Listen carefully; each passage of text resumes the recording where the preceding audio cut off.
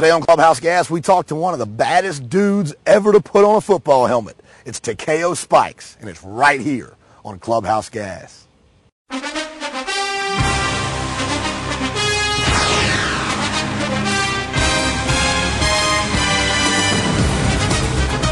by Takeo Spikes. Takeo, thank you so much for joining us, buddy. Yeah, I appreciate you having me. Real quick, little background. I've been following this man's career since I was in high school because we couldn't get a spot on the highlight show while these guys were running wild in Washington County. In my opinion, one of the best high school football teams to ever take the field. You were starting at tight end and linebacker. Right. Tell them who the starting tailback was.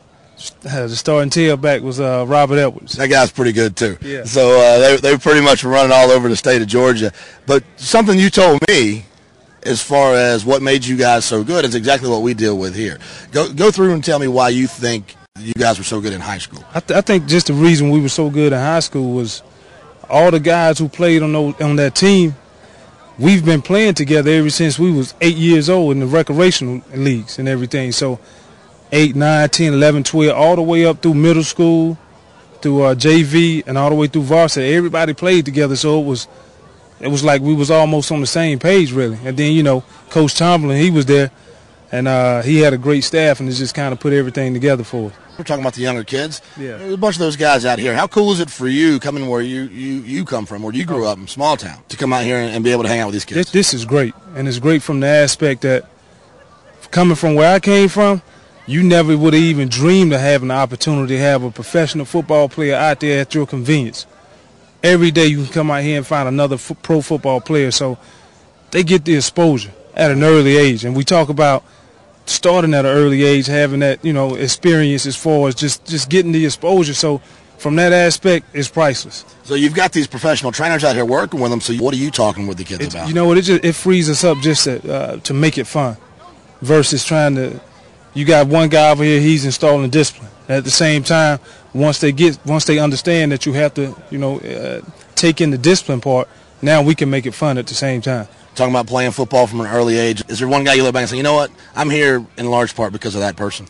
You know what, I think if I would name one guy, then, it would be unfair to the other guys because I think all the coaches that I had in my life, everybody had their role, I remember one coach that I had, he really put the mean streak in me, Coach Usher. Coach Tomlin, he was like the great organizer. Came up with the game plan and just said, hey, this is what you have to do.